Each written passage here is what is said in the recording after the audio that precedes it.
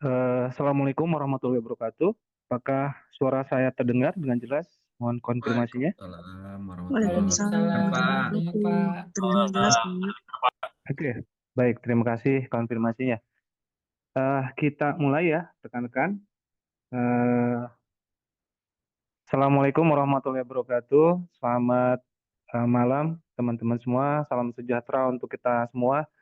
Alhamdulillah kita masuk di perkuliahan kita yang pertama meskipun memang waktu yang nanggung ya kalau menurut saya. Mohon maaf nih bagi rekan-rekan yang beragama Islam atau yang Muslim karena nanggung antara mau sholat taraweh dan persiapan sholat taraweh gitu ya, dan setelah buka mungkin kalau setelah buka sambil nurunin makanan dan sebelum taraweh mungkin kita kita bertemu di perkuliahan kita ya. Mudah-mudahan ini nggak terlalu lama karena sesuai dengan arahan kampus kita hanya punya waktu maksimal 1 jam. Dan rasanya juga karena masih perkenalan juga tidak akan materinya tidak akan terlalu banyak ya, dan kita tidak tidak akan masuk di praktikum di awal lah. Yang penting pengenalan dulu, nanti pas pertemuan kedua di LMS kemudian nanti terutama setelah setelah kita eh, setelah Idul Fitri ya di bulan April mungkin nanti kita akan lebih banyak workshopnya, lebih banyak kita nyoba di programnya ya. Nah, seperti itu. Jadi kita mulai saja untuk mengefektifkan waktu. Mudah-mudahan bisa cepat bisa lebih cepat selesai dan saya bisa menyampaikan semua materinya dan teman-teman juga bisa menyerap materinya ya. Oke, baik. Saya izin tutup web untuk mengefektifkan bandwidth di rumah saya ya. Saya share screen-nya dan nanti mungkin absensi akan saya lakukan di akhir setelah perkuliahan selesai ya, bentar. Saya di sini melihat ada mahasiswa eh, baru, tapi memang mahasiswa saya yang lama juga gitu ya. Tapi ada juga kayaknya rekan dari mahasiswa yang belum pernah saya ajar ya. Ada beberapa mungkin nanti saya memperkenalkan diri. Eh, Mahasiswa yang pernah saya ajar mungkin ya membaca slide saya yang biasa saya sampaikan saat perkenalan berarti ya. Oh, izin nanti.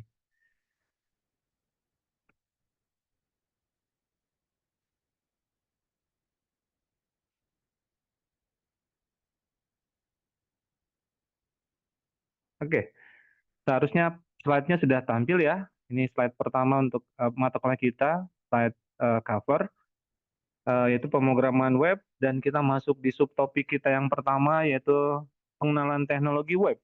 Jadi pengenalan dari teknologi web. Jadi kalau misalkan rekan-rekan mendengar kata website ya, bagi orang yang awam pun pasti tahu ya, website ya aplikasi yang dibuka melalui web browser gitu ya. Ada web browser, kemudian isinya banyak, isinya variatif, isinya menarik, isinya ya ada yang e-commerce, ada yang sosial media. Nah, tapi saya ingin teman-teman lebih mengenal web lebih dari itu ya, sebagai teman-teman akademisi dari teknologi informasi atau sistem informasi ya harusnya mengenal lebih dalam apa itu teknologi web. Kenapa teknologi web ini juga yang awalnya mungkin simpel, yang sekarang kelihatannya simpel, padahal di awal perkembangannya web ini merupakan terobosan yang membuat semua perangkat bisa saling berkomunikasi ya. Notabene-nya dulu perangkat kan masing-masing ya. Ada IBM dengan sistemnya, dengan arsitekturnya, ada Nova dengan arsitekturnya. Ternyata ke semua perangkat yang heterogen ini bisa berkomunikasi dengan adanya web. Kita masuk di sini. Nah, ini adalah agenda perkuliahan kita. Harusnya ada 14 ya, karena yang pertemuan ke-8 dan ke-16 adalah UTS dan UAS. Jadi nanti saya akan coba ringkas lagi, tapi paling enggak ini yang akan saya ajarkan. Yang pertama mungkin pengenalan dulu ya kita tentang teknologi web dan sebagainya. Kita pengenalan secara biodata ya, saya memperkenalkan diri. Nanti mungkin kalau dari teman-teman mahasiswa pada saat yang lebih lenggang lagi ya, nanti paling setelah Idul Fitri kita bisa saling mengenal. Untuk agenda perkuliahannya, kita mengenal teknologi web seperti apa, ada web 1.0, 2.0, 3.0, 4.0, teman-teman harus paham itu. Tidak hanya sekedar web biasa saja, tapi bisa mengidentifikasi, oh ini termasuk aplikasi web yang termasuk 2.0 nih, gitu ya, dan lain-lain. Kemudian nanti kita akan mulai masuk ke teknik sederhana untuk dokumen dokumen web, yaitu HTML.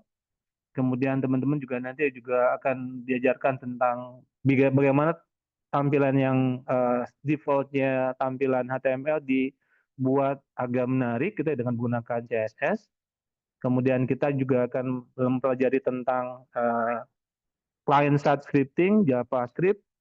Kemudian nanti yang paling dasar, yang biasanya pasti dilakukan, ada pemrosesan form atau formulir dari HTML, validasi formnya. Kemudian nanti di topik yang ke-6 atau ke-5 nanti saya akan kita akan membuat aplikasi web sederhana dengan menggunakan sebelum itu nanti ada Bootstrap ya. Kita akan mempelajari tentang Bootstrap. Itu adalah kerangka kerja atau framework yang kita gunakan untuk uh, sebagai pengganti dari CSS dan JavaScript yang dipelajari sebelumnya, yang dipelajarinya secara native. Kita nanti belajar secara kerangka kerja atau framework CSS JavaScript-nya seperti apa untuk mempermudah. Kemudian setelah itu kita akan membuat di topik ke-6 akan membuat assessment 1, yaitu membuat web design sederhana dengan menggunakan HTML dan Bootstrap. Segimana powerful HTML Bootstrap saja, yaitu aplikasi web yang statis saja nanti kita bisa buat. Kemudian setelah itu kita akan masuk ke pemrograman yang dinamis, yaitu pemrograman berbasis PHP. Nanti kita akan belajar tentang PHP, kemudian ada struktur kontrol dari pemrograman berdasarkan PHP, condition, kemudian ada looping, kemudian ada function, kemudian keempat kita akan jangan keempat ya, itu 10 kita lewat dulu. Kemudian kita akan masuk ke dasar dari database MySQL, kemudian tentunya dengan Bootstrap juga yang kita implementasikan di PHP. Nah, terakhir kita akan membuat assessment yang sama persis seperti sebelumnya, yang awalnya web static dengan menggunakan HTML dan Bootstrap. Kita nanti akan gunakan kasus yang sama tapi dengan pendekatan pengembangan web yang dinamis ya. Artinya konten yang sebelumnya statis kita masukkan, nah kita nanti kok coba kelola dengan menggunakan database. Tentunya PHP nanti kita tambahkan Bootstrap atau tanpa Bootstrap kita bisa lihat nanti. Kemudian sehingga nanti teman-teman sudah bisa mengenal pemrograman statis dengan Bootstrap, kemudian ada pemrograman PHP native dengan Bootstrap, kemudian nanti yang terakhir di 3 pertemuan terakhir, mudah-mudahan kita bisa kejar, adalah pengenalan dari framework PHP. Jadi awalnya native, berikutnya di akhir kita mempelajari framework dari PHP, supaya nanti kelihatan perbedaannya antara native dan framework. Dimana kalau native misalkan semua jadi satu, kita buat aplikasi di satu file, mau kondisi database-nya, mau logiknya, mau tampilannya, biasanya ditampilkan di dalam satu file. Nah, nanti ketika kita masuk ke pendekatan pengembangan dengan menggunakan framework PHP, nanti kita bisa pecah itu semua, bisa lebih simple, yang mana untuk modelnya kita masukkan query-query database, kita masukkan ke model, kemudian logik dari pemrograman kita masukkan ke controller, dan tampilan tentunya kita masukkan nanti ke view. Jadinya lebih sistematis, lebih terstruktur, lebih mudah, lebih bisa kita kolaborasi dengan tim yang lain, sehingga ketika ada perbaikan, ada maintenance, itu juga bisa lebih cepat kita lakukan dibanding dengan PHP native nanti. Itu mungkin kurang lebih dari agenda perkuliahan kita. Kemudian untuk yang baru mengenal saya, ini adalah biodata saya. Jadi nama saya cukup gampang diingat, Dani Ramdhani. Kemudian riwayat pendidikan saya adalah ini. Jadi saya S1, S2 saya di Bandung, dan saya juga sedang menyelesaikan S3 saya di Bandung juga. Kemudian reward pendidikan saya cukup banyak, lumayan lah alhamdulillah ya. Dari mulai saya lulus SMK, saya langsung bekerja sampai sekarang alhamdulillah selalu tetap bekerja ya. Meskipun saya loncat-loncat gitu ya, tapi sebelum loncat saya pastikan saya sudah dapat tempat yang baru sehingga loncatnya tidak setelah loncat nggak diem dulu gitu, tapi langsung bisa bekerja lagi, berkreasi lagi, ber, ya bisa kerja lagi lah. Jadinya seperti itu. Kerja saya ada banyak, ya banyak kan di Bandung, di lab, di teknik fisika ITB, ada di Cita ITB, kemudian ada 1 tahun saya loncat di swasta, kemudian kembali lagi ke ITB untuk saya dapat S2 beasiswa di ITB tahun 2008. Saya juga sempat bantu di program pemerintah terkait dengan Indonesia Go Open Source itu di Bandung, di Go Center Bandung. Dan terakhir saya join ke ASN di BPT sebelumnya, kemudian sekarang merge jadi BRIN ya, atau Badan Riset dan Inovasi Nasional. Kantor saya di Puspetek dan di Tamrin, kantor pusat di Tamrin dan Puspetek. Itu dari saya. Kemudian kita masuk ke, sebelum masuk ke materi, mungkin saya akan sampaikan ketentuan perkuliahan saya biasanya. Jadi perkuliahan saya pasti secara offline tentunya ya. Dan biasanya saya komunikasi dengan ketua kelas untuk masalah tugas, nilai, kemudian nanti misalkan ada absensi ketika teman-teman ada uzur atau ada kendala untuk hadir, tolong infokan ketua kelas. Nah, sini kan kalau saya lihat kelas ini gabungan ya, gabungan antara 2 kelas nih. Ada 36 orang. Luar biasa nih. Kelas yang paling banyak ini. Eh, jadi ketua kelasnya siapa? Kira-kira sekarang kalau sebelumnya Mbak Nabila ya, tapi di kelas yang satu siapa? Eh, kelas SI kalau nggak salah ya. Kelas SI siapa? Kalau yang IF Mbak Nabila yang saya tahu. Saya SI, Pak. Oh, SI Mbak Nabila. Yang IF berarti, maaf. Pokoknya dua gabungan 2 kelas ini. Sultan Pak, iya Pak. Siapa? Itu Mas Sultan tuh Pak. Oh, Mas Sultan. Oke. Gimana nih? Mending satu atau dua? Eh, Masing-masing menjadi ketua kelas di masing-masing jurusan gitu ya? Gak apa-apa ya? Boleh Pak. Oke. Sementara itu ya, nanti saya biasanya komunikasi dengan ketua kelas, berarti Mas Sultan dan Mbak Nabila. Ketika ada ke kendala hadir, silakan hubungi Mbak Nabila dan Mbak Sultan ya untuk IF dan SI. Jadi sementara ini saya tidak jadikan satu ya. Ya, gitu. Kemudian terkait dengan teman-teman di listnya LMS, saya nanti lihat juga ya, karena ada beberapa mahasiswa yang kelihatannya tidak belum beres itunya apa KRS-nya ya, administrasinya belum beres. Nanti kita lihat siapa yang belum beres atau nanti mungkin tanpa saya sebutkan juga teman-teman bisa langsung inisiatif untuk menghubungi administrasi ya. Nanti kita coba lihat juga seperti apa. Saya coba lihat di list LMS saya ada berapa mahasiswa ya. Eksekutif, ini. Klik, nggak ada. Yang ini. Pertemuan satu. Oke, saya lihat di sini ya cukup banyak ya, 21 orang kalau di saya di sini. Jadi di sini lebih dari 21 orang nih. Nanti kalau yang tidak saya absen berarti saya tetap akan menulis absensi semua orang, semua mahasiswa yang hadir. Tapi eh, bagi yang tidak ada di list mungkin nanti silakan menghubungi administrasi ya. Bisa jadi di administrasi belum terupdate atau apapun ya. Oke. Nanti paling di ujung saya lakukan absensi ya. Kita masuk ke materi dulu.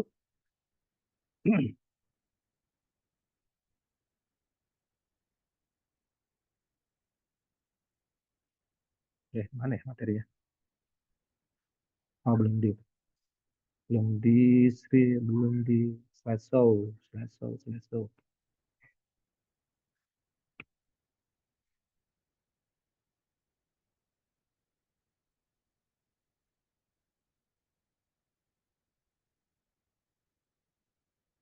Oke, ini ya biodata saya.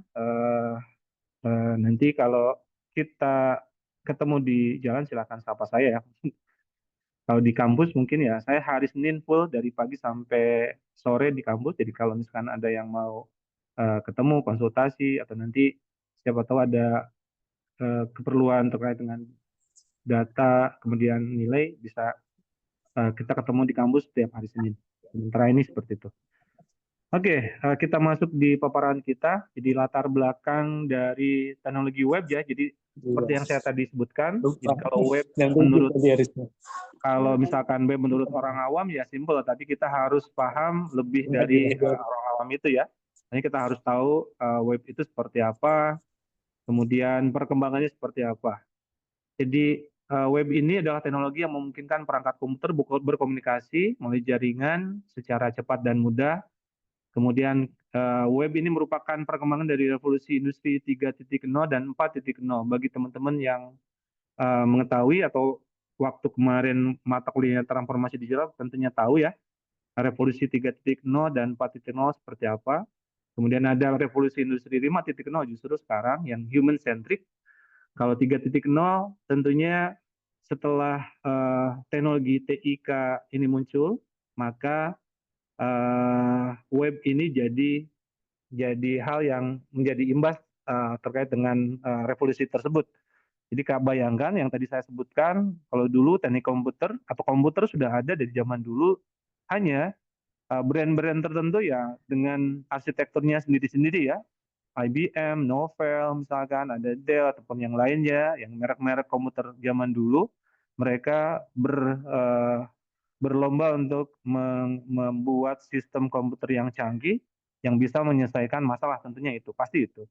Tapi ketika komputer itu coba untuk diintegrasikan, tentunya ada masalah ketika belum ada ya, misalkan protokol, kemudian ada ada protokol belum ada dan lain-lainnya, tentunya itu menjadi kendala karena semua ingin menjadi yang terbaik, semua ingin memonopoli kebutuhan dari komputerisasi yang waktu itu dibutuhkan oleh beberapa klien lah gitu. Sehingga tentunya ini menjadi persaingan yang tidak sehat. Kemudian seiring waktu berjalan juga ada open source masuk. Kemudian ada gerakan-gerakan di mana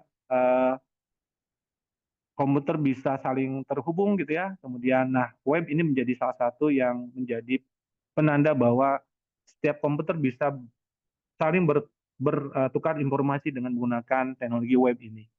Jadi bayangkan kalau dulu mengakses saja tidak bisa karena misalkan komputer saya bukan variannya dari IBM misalkan. Kalau sekarang komputer apapun itu mengakses komputer yang mereknya apapun di belakangnya gitu ya dengan sistem apapun di belakangnya, ketika teknologi web ini diterapkan dengan menggunakan protokol komunikasi HTTPS dengan port 80, maka uh, aplikasi atau data atau informasi kita bisa akses di mana saja dan kapan saja selama ada jaringan internet yang menghubungi antara dua komputer itu ya, komputer server dan komputer kliennya.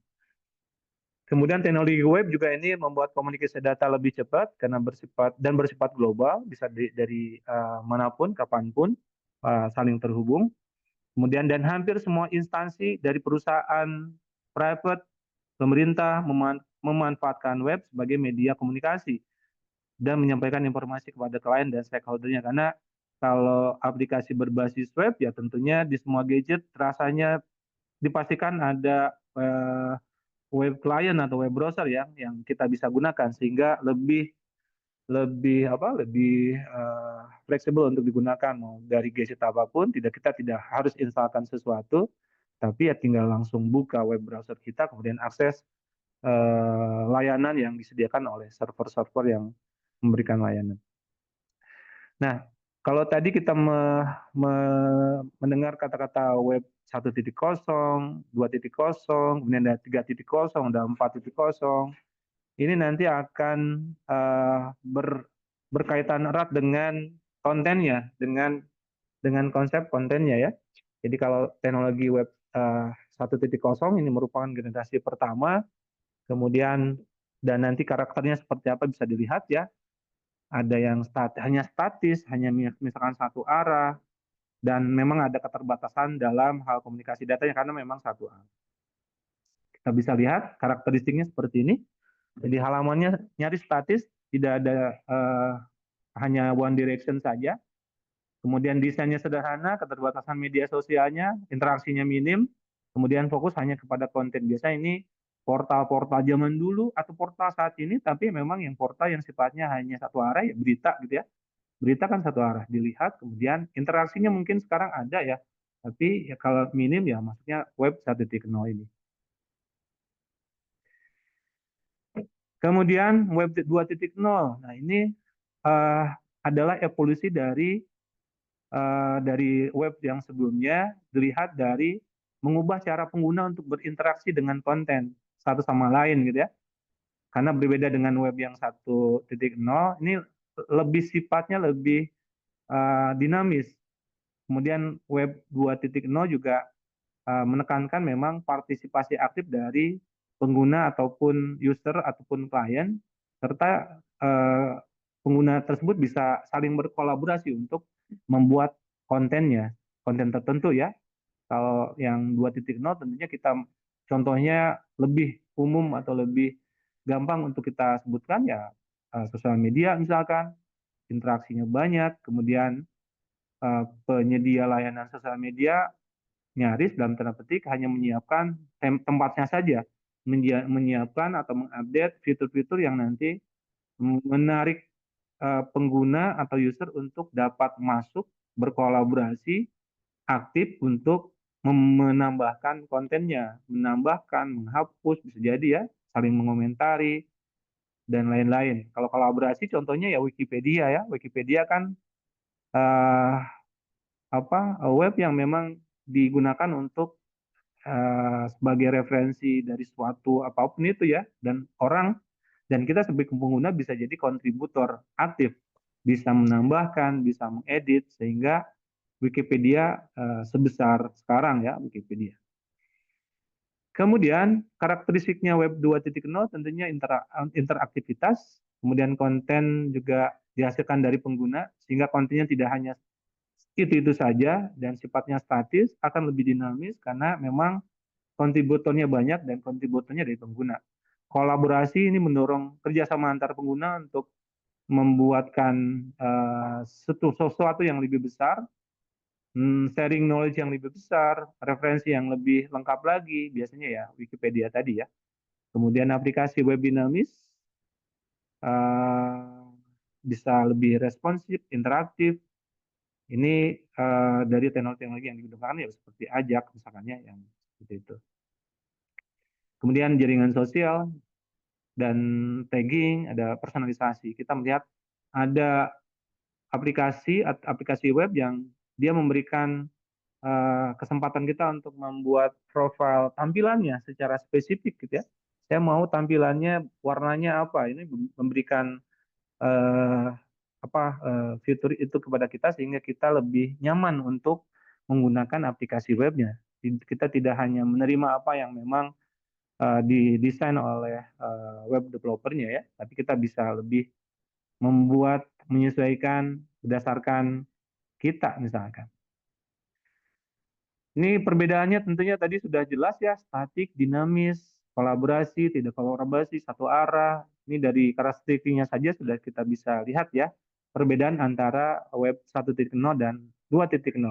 Saya tidak membahas web yang 3.0 dan 4.0 ya, karena memang bahasan terlalu luas. Tapi kalau misalkan teman-teman mengetahui web 3.0, mungkin teman-teman 4.0 misalkan, teman-teman tahu kan tren saat ini yang diterapkan di aplikasi web ada banyak. Contohnya yang kita gunakan saat ini aja misalkan ChatGPT, kemudian Google Maps, itu hal yang memang termasuk kalau menurut saya masuknya ya bukan web 1.0, 2.0 ya, tapi lebih ke 3.0 ataupun 4.0 ya.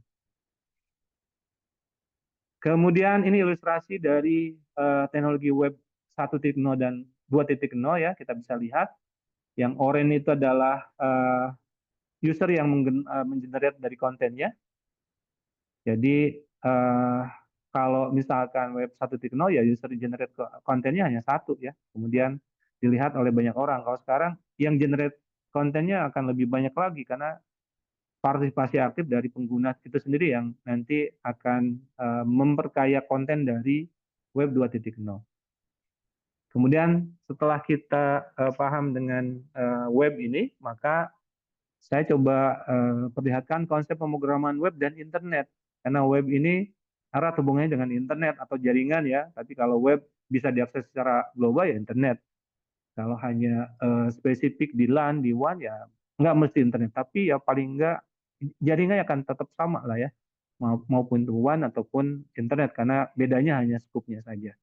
Jadi aplikasi web ini nanti termasuk aplikasi internet yang merupakan aplikasi yang menerapkan arsitektur sistem terdistribusi, jadi bukan sistem terpusat, kebalikan dari terdistribusi ya, terpusat dengan menggunakan media internet sebagai komunikasi antar komponennya, antar servernya, antar server dan kliennya. Ini terdistribusi dan menggunakan media koneksi hubungan antar internet ya sebagai media komunikasinya. Jadi ada dua itu, terdistribusi dan terpusat. Kalau terpusat mungkin kita bisa tahu aplikasi web, aplikasi desktop ya, itu kan termasuk yang terpusat.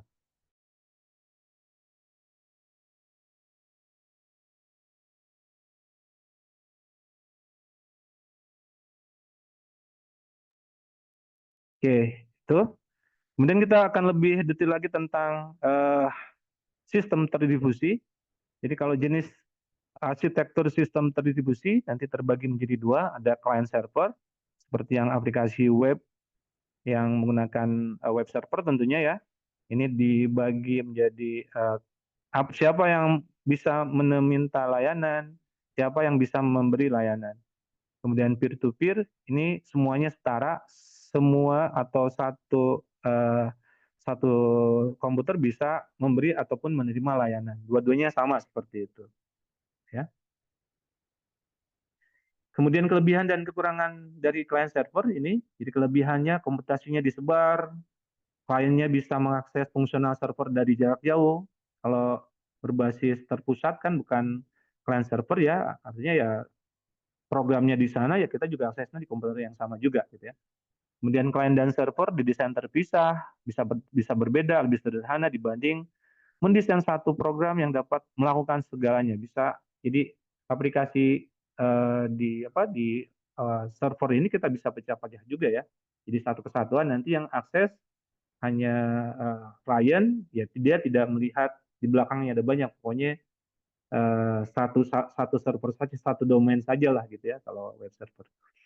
Kemudian data dapat disimpan secara terpusat di server untuk melihat ke ketersediaan sistemnya, ada UPS-nya, ada redundant disk-nya untuk backup gitu ya.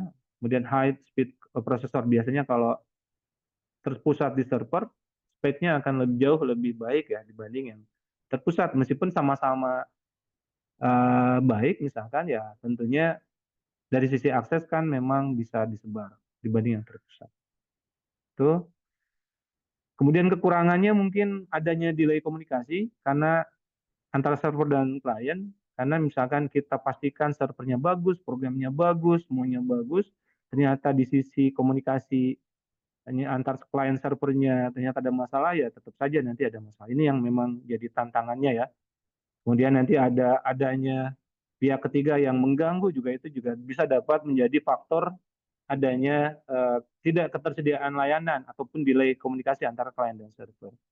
Dan kita juga harus mempertimbangkan sinkronisasi ketika di bawah servernya ada banyak, kita harus paham tuh gimana caranya mensinkronkan database-nya misalkan, atau mensinkronkan programnya. Ketika programnya kita pecah, kita ubah satu program di satu satu node server gitu ya, yang lain masa ya kita harus ubah satu-satu, kan harusnya enggak. Jadi kita bisa paralelkan, sinkronkan satu perubahan nanti berimbas kepada server-server yang lain, sehingga akan lebih efektif ketika kita melakukan pemeliharaan.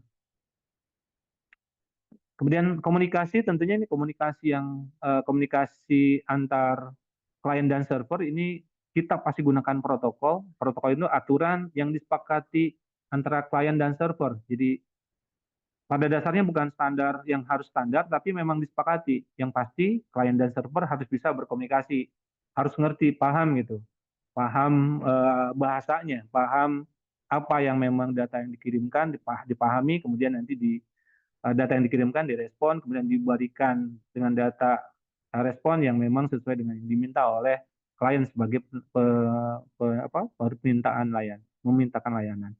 Dan protokol ini nanti ada dua, ada protokol aplikasi, tergantung aplikasinya, ada aplikasi web, nanti protokolnya apa, aplikasi FTP, nanti protokolnya apa, portnya berapa gitu ya.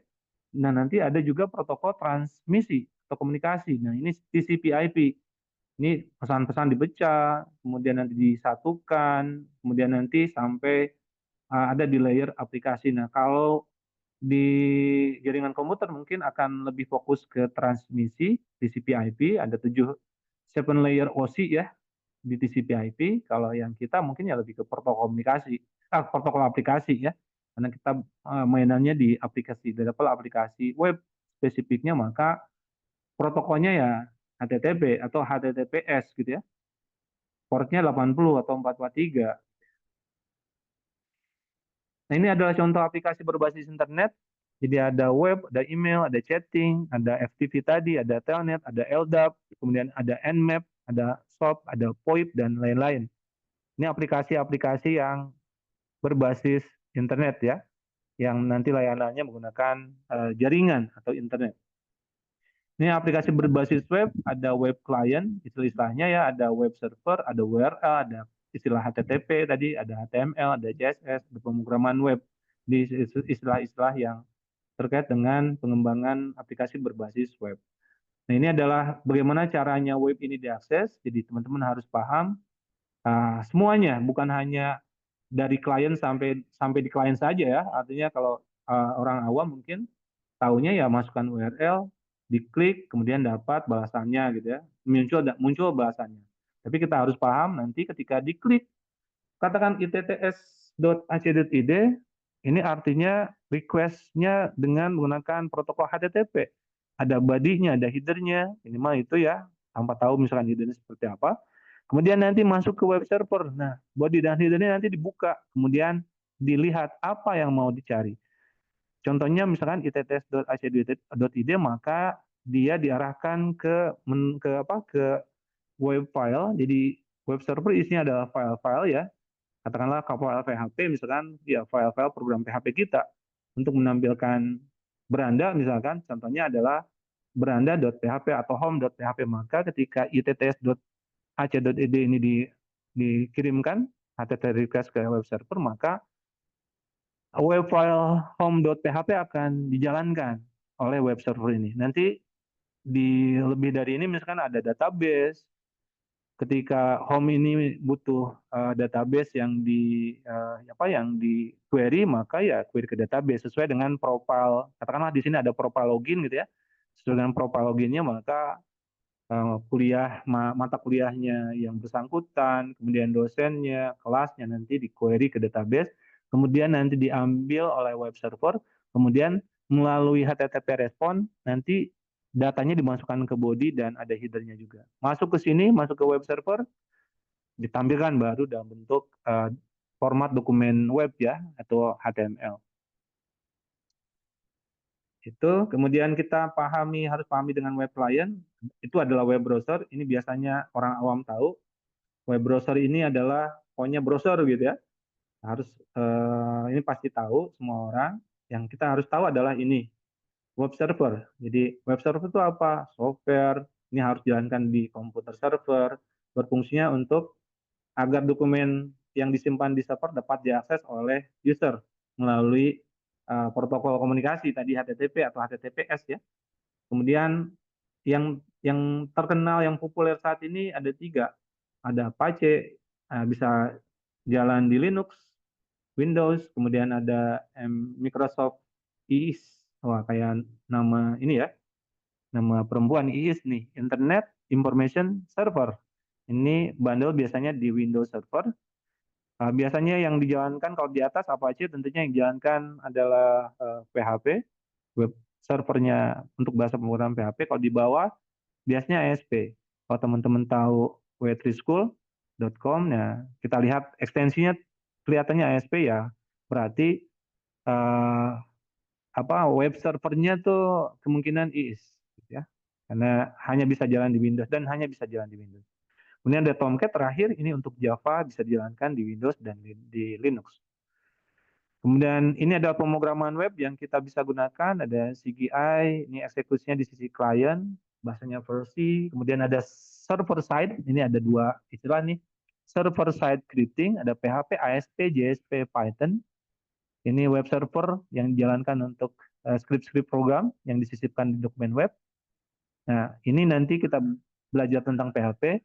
Kalau client side scripting, ini web browser akan menjalankan script program itu di client. Jadi tidak usah ada server seperti JavaScript, JavaScript, dan VBScript. Kemudian ada plugin. Ini eksekusi programnya di sisi klien. Jadi kita seperti menginstalkan plugin di web server kita, di browser kita. Kemudian nanti plugin ini yang akan akan berhubungan dengan server yang sudah kita set misalkan.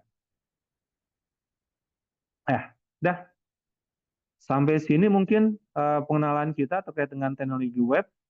Jadi ya hanya sekilas-sekilas saja ya. Nanti kita bisa masuk di pertemuan berikutnya langsung ke bagian yang sini, di teknik HTML dan CSS, atau HTML saja lah ya, nanti CSS kita belakangan juga di pertemuan terpisah.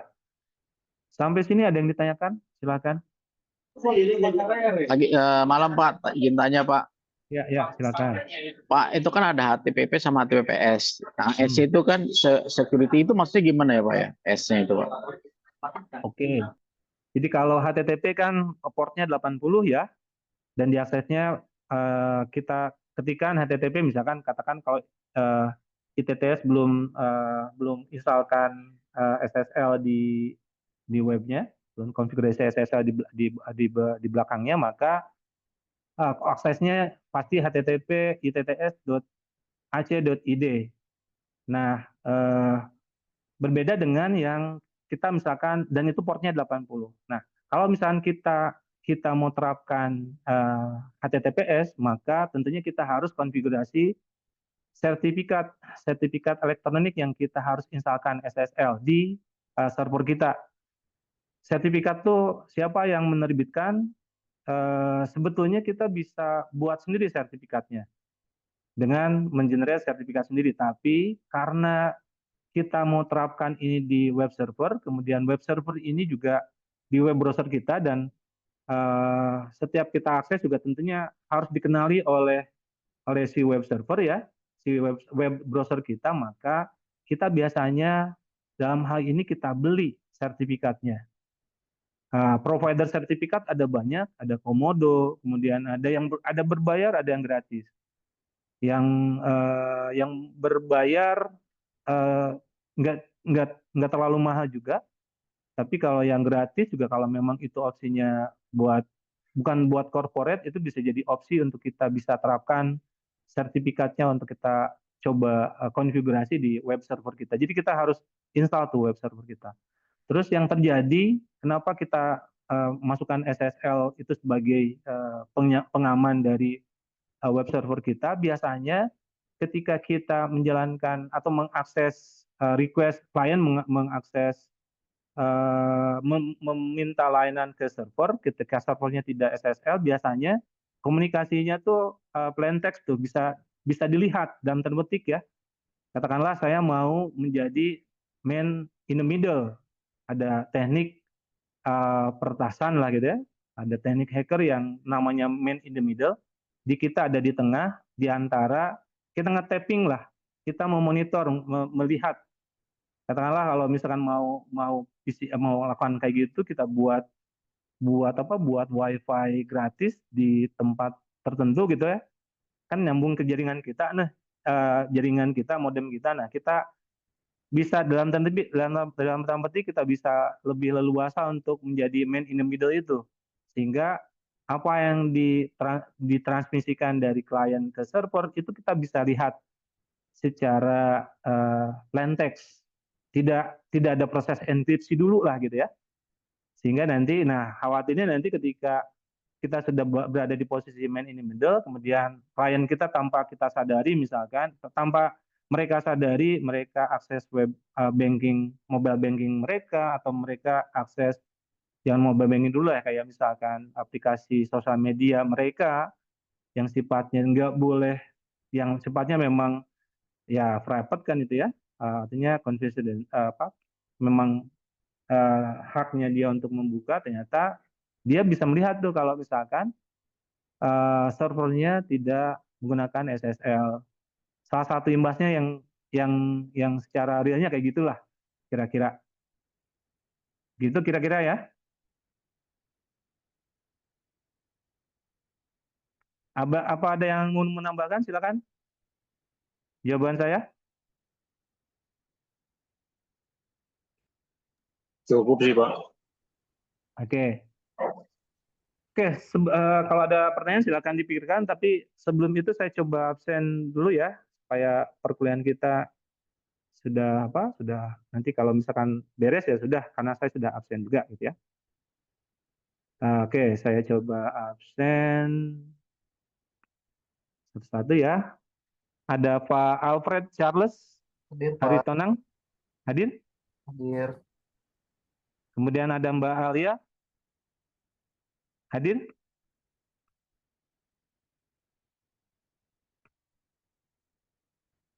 Mbak Alia, tidak hadir. Ada Mas Rui Costa, hadir. Rui Costa, bisa lihat juga ya ini ya.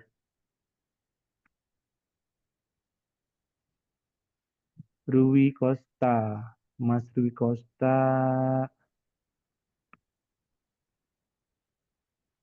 cukup banyak nih, ada 36 mahasiswa, luar biasa nih. Sebentar, mana ya tadi? LMS. Oke.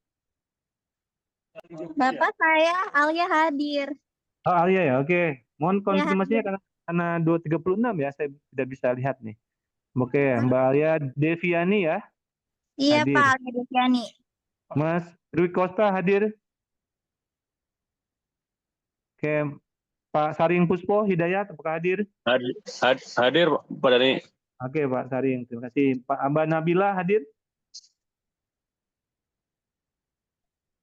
Jadi saya lihat hadir ya, Mbak Nabila. Hadir, Pak. Hadir. Oke, terima kasih. Kemudian Mas Tri Hardianto. Hadir, Pak. Hadir. Pak David. Hadir, Hadir, hadir, Pak. hadir. Oke. Pak Fikri Al Faizal, apakah hadir? Hadir, Pak, hadir. Pak Gali, ini mahasiswa yang baru kenal nih. Pak Gali, apakah hadir? Hadir, Pak. Oke, hadir ya. Kemudian Pak Anata Pindika, apakah hadir? Hadir, Pak. Oke. Pak Hernando, apakah hadir Pak Hernando? Oke, belum respon ya. Kemudian Pak Rizky Kurniawan, Hadir, Pak. Hadir, Pak. hadir ya. Kemudian Pak Muhammad Ivan Malik. Hadir, Pak. Oke. Pak Sultan, Ketua Kelas IF ya. Hadir, Hadir? Pak. Hadir, Pak. Oke, baik. Nanti Pak Sultan kontak saya ya. Nomornya saya nanti Japri di chat ya. Kemudian Pak Budi Slamet Riyadi, Hadir, Pak. apakah hadir? Hadir. Oke. Pak Irham, Hadir selalu, Pak. oke, baru sekali, selalu, insya Allah ya. Baik. Pak Saiful, hadir? Hadir. Hadir? Oke. Pak Saiful? Cek, Pak Saiful hadir? Hadir Pak, lagi di jalan kayaknya Pak. Oh, oke. Tapi ada ya di chat ya? Di apa di partisipan ada Pak Saiful?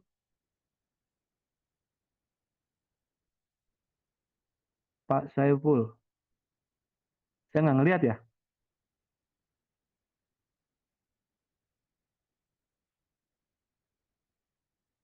Pak Saiful. Oke, saya kasih izin ya. Izin Pak Saiful. Pak Adis atau Mas Adis? Hadir, Pak. Oke, terima kasih. Kemudian Pak Badrun. Siap Apakah Pak hadir? hadir. Oke, Siap, terima hadir. kasih. Kemudian Pak Tarmidi Jailani. Hadir Pak. Oke. Kemudian Pak Andi Setiawan. Terakhir. Hadir Pak hadir. Nah, siapa yang belum diabsen? Ada yang belum diabsen, silakan. Yang belum diabsen chat ya. Ini Saya yang Pak belum Pak. Yang belum SI diabsen belum. chat ya. SI Sekali lagi saya yang belum. belum diabsen chat di chat sini di Zoom.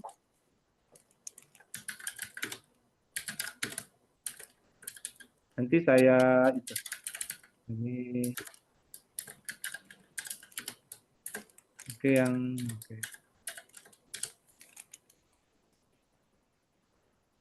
Siapa ini Pak Lutfi Zen? Ada Pak Lutfi? Ya, Pak Lutfi di Ego Center? enggak Pak, pengguna IGN dulu Pak. Oh IGN, oke, asih. Maaf pisan ya Pak. Ya, IGN ya. Iya, Oke. Indonesia Open. IGN itu apa? Indonesia? IGOS. Ini Pak, mana? IGOS Nusantara. IGOS Nusantara ya. I, Oh, saya Indonesia IGOS. negaranya Bandung, Pak. Jadi Ego Center Nah. Bandung kalau saya. Iya, ya kan itu salah satu ininya juga kan, turunannya dari sana di Iya, ITB. betul. Jadi saya pelaksananya programnya IGN berarti kan ya, kalau nggak salah gitu ya. Iya, Oke, wah. Senang ketemu di sini nih, Pak. iya. Oke. Oke, ini saya sudah dapat yang belum ada di itu ya. Mohon yang belum ada eh, di LMS coba kontak akademik ya, supaya nanti tidak ya supaya langsung masuk di akademik berarti kan di LMS-nya ada. Kalau di KRS sih udah masuk sih Pak. Oh gitu, berarti belum update ya, belum update saya berarti. Nanti saya coba laporkan ini ke akademik juga ya, ada beberapa.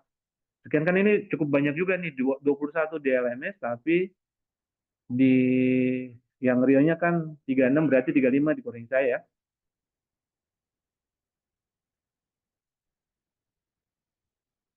Oke, bentar.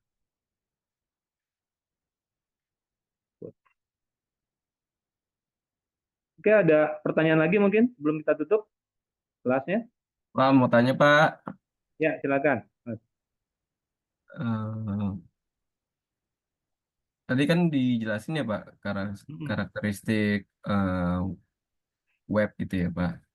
Ada web 1 sama web 2. Kayaknya eh, ada web 1 lebih ke statis, web 2-nya udah ke dinamis. Kayaknya saya baru tersentuh sama teknologi web ini udah masuk yang versi 2 gitu. Yang udah dinamis gitu, yang ada medsosnya, Facebook gitu. Terus forumnya itu Kaskus gitu ya. Kalau yang 1 itu kayak gimana sih Pak? Yang web 1 itu? 1 itu lebih statis ya. Seperti kalau kita melihat sekarang tuh berita ya. Kayak berita portal berita gitu itu kan statis ya. Artinya mungkin sekarang ada tambahan interaksinya ya. Kita bisa komen dari berita itu sendiri ya. Tapi pada dasarnya yang statis yang web 1 itu memang statis saja. Memang satu arah. karakteristiknya kan satu arah gitu ya. Itu yang termasuk web 1.0. Kalau saya melihat sih salah satu contohnya mungkin berita ya. Dengan tampilan yang semenarik apapun ya karakteristiknya memang kita bisa lihat itu satu arah, kemudian statis artinya ya memang tidak banyak berubah ya karena ya hanya sekedar menginformasikan sesuatu kepada penggunanya.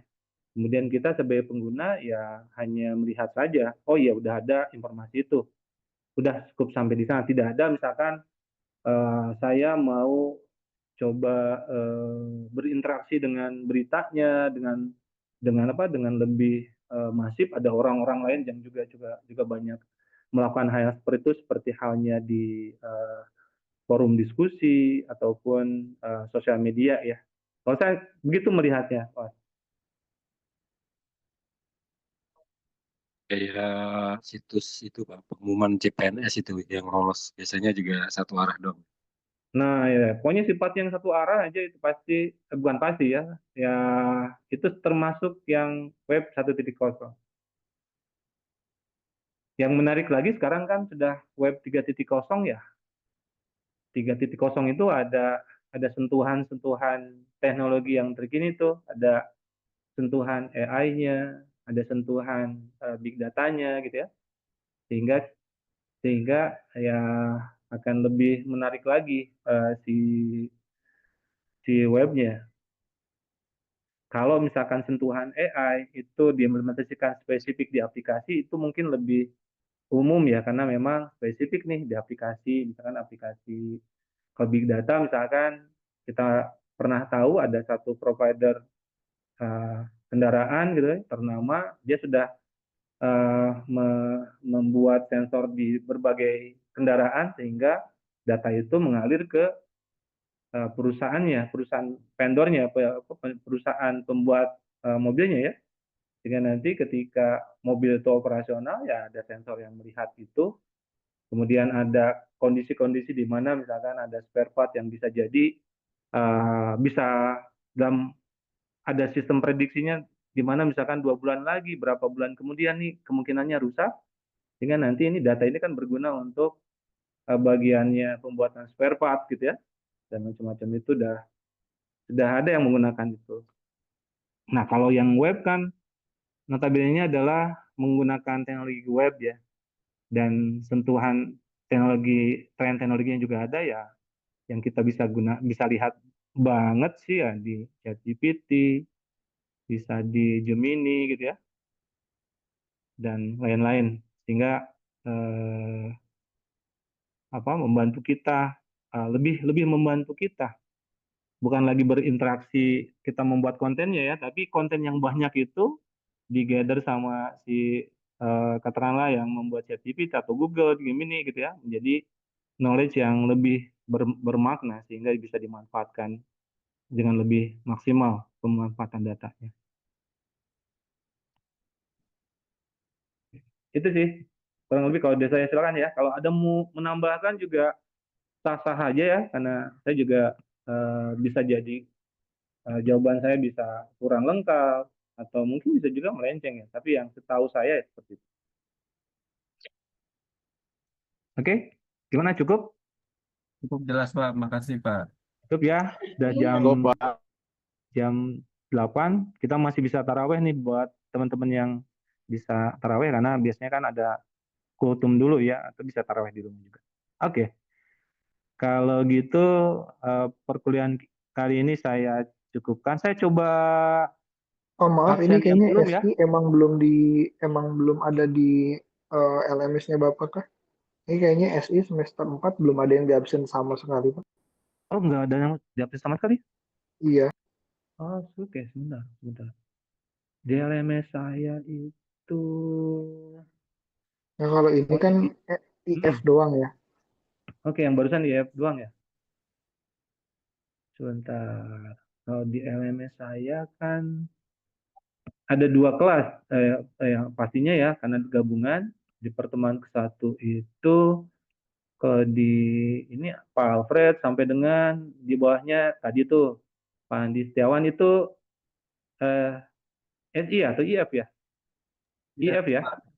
Di F, oke. Nah, saya coba itu ya, kelas, ada 2 kelas di sini. Cuman kalau yang satu kelas ini rasanya, oh, nggak ada sama sekali di saya. Nggak ada, biasanya kan ketika kita masuk kelas, kita bisa masuk ke pertemuan ya, yang teman-teman SI itu belum ada di saya. Tapi enggak masalah kan, nanti saya coba follow up langsung ke Pak Bambang ya, di bagian apa, di bagian biasanya urusin yang seperti ini, supaya nanti bisa jadi sih memang ada masalahnya di sini ya. Kalau saya sudah sudah ambil juga di chat. Ada nambah lagi Pak Yang di chat Pak. ya, ada nama lagi. Ada nambah 1 saya Pak. Oke. Oleh Pak Hilman Hidayat ya. Lutfi Pak. Ah, Pak Lutfi. Oh iya, Ibu bawah Iya. itu Pak Lutfi. Makasih.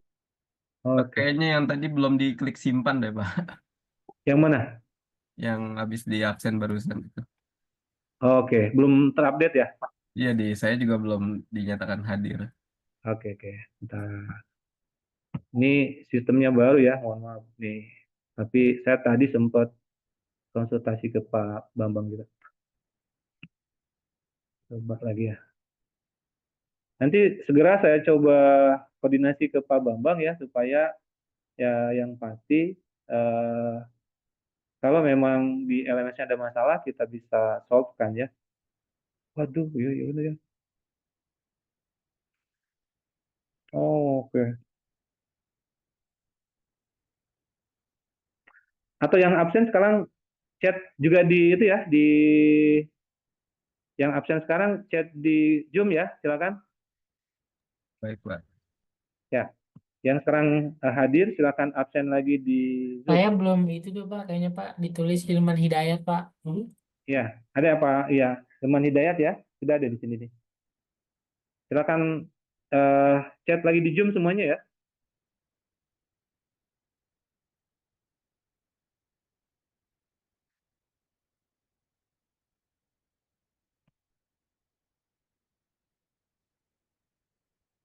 Oke.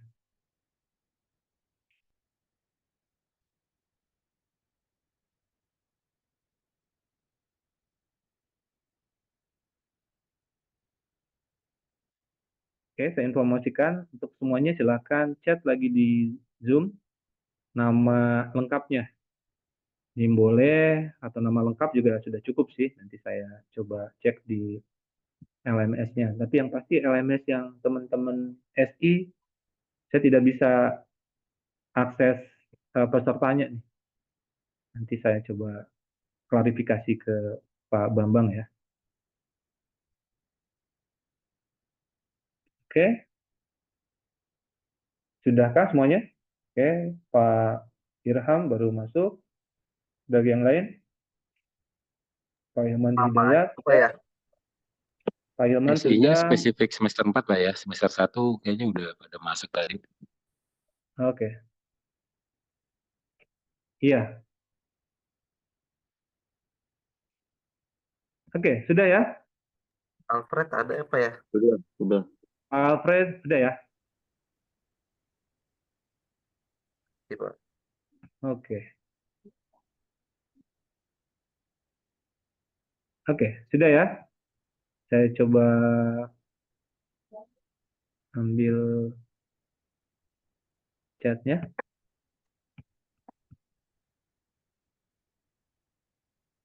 Terakhir Mbak Nabila. Tadi chat Mbak Nabila ya. Oke.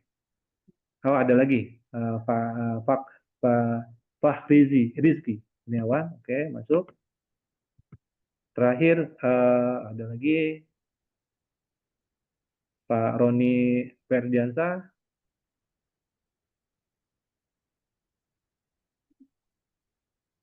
Terakhir Pak Roni Ferdiansa.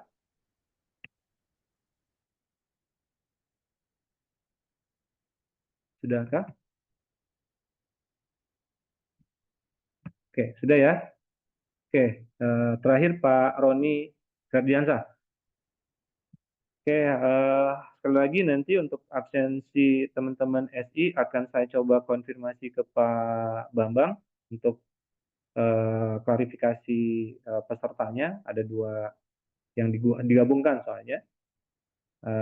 Kemudian untuk absensi kelas IF nanti akan saya langsung update sekarang di LMS ya, teman-teman. Nanti bisa lihat update-nya di LMS masing-masing. Oke. Kalau seperti itu saya tutup perkuliahan kita kali ini. Selamat, ada tambahan lagi. Oke, ini sudah. Oke, Pak Muhammad Gaini. Oke, kita tambahin lagi. Kita ketemu lagi di LMS untuk pertemuan minggu depan. Kemudian nanti kita akan ketemu normal di setelah bulan puasa ya, di bulan Ramadan. Terima kasih atas perhatiannya teman-teman. Saya tutup perkuliahan kali ini. Assalamualaikum warahmatullahi wabarakatuh. Selamat malam teman-teman. Waalaikumsalam warahmatullahi wabarakatuh. Selamat Salam malam. warahmatullahi wabarakatuh. Makasih Pak. Pak. Assalamualaikum. Oke, terima kasih semuanya. Ada lagi itu Pak.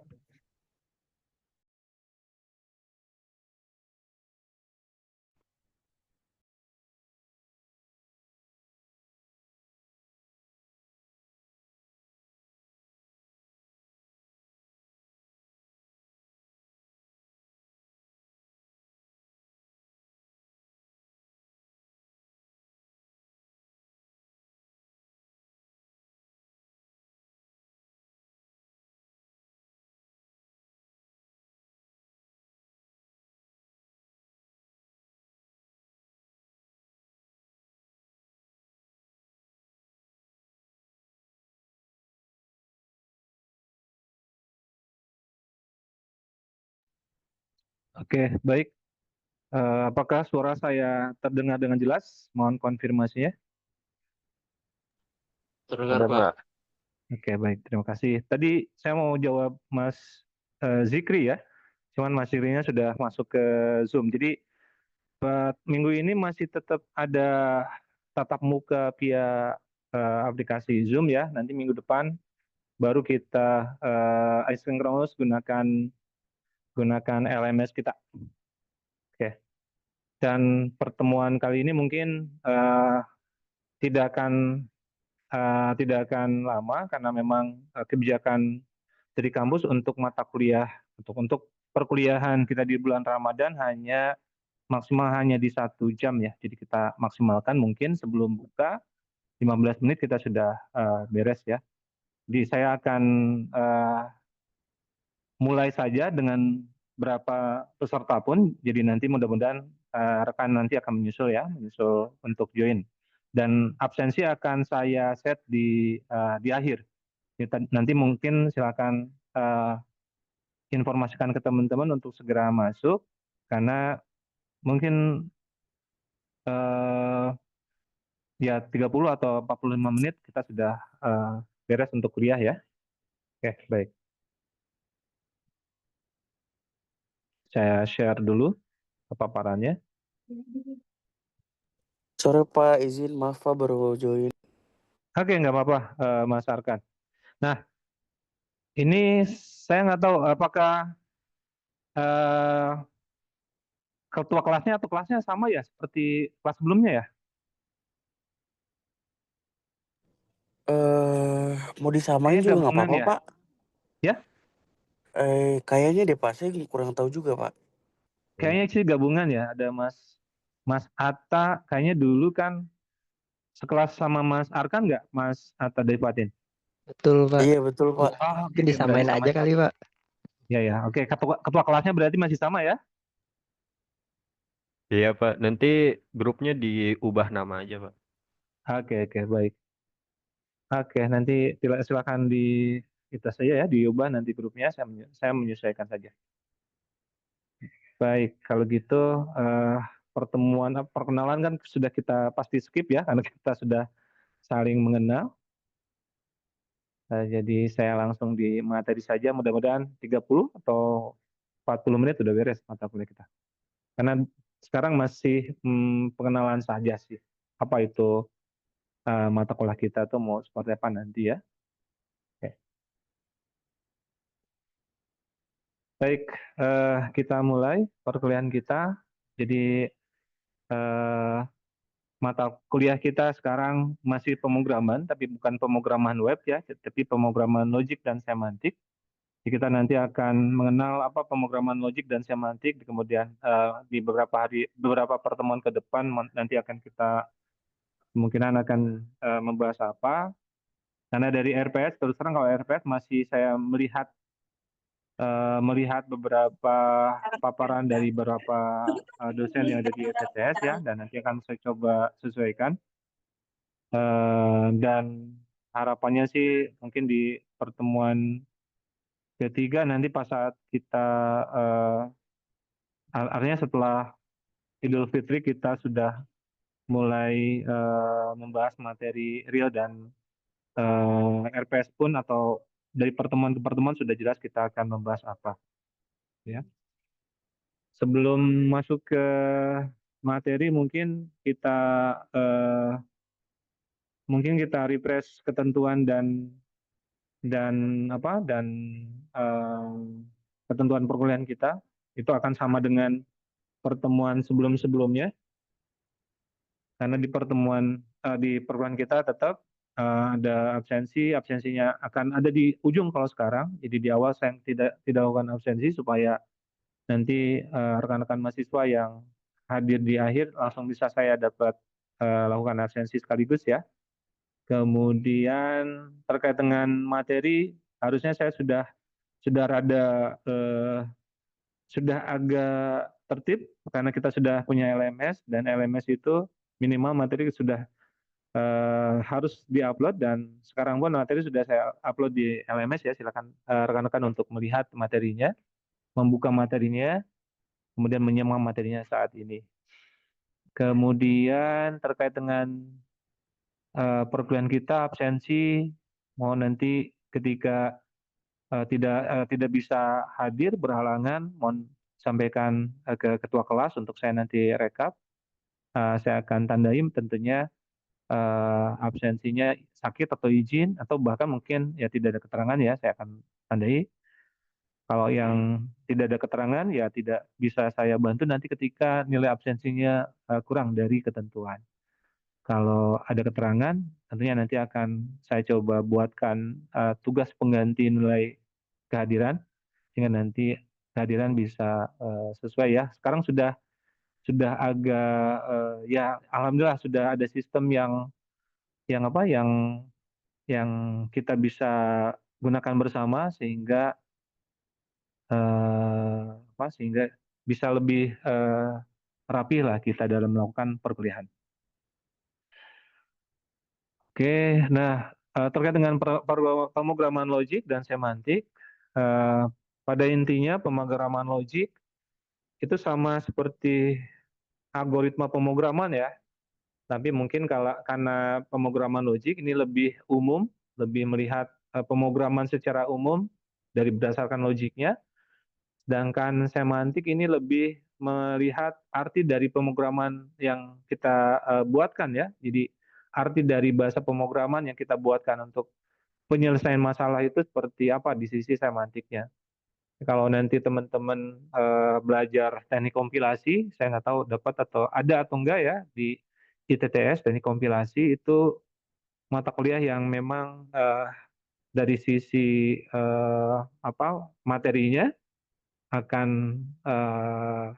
membahas bagaimana suatu bahasa pemrograman itu diproses secara sintaknya, kemudian leksikalnya, kemudian semantiknya. Nah, ada semantiknya.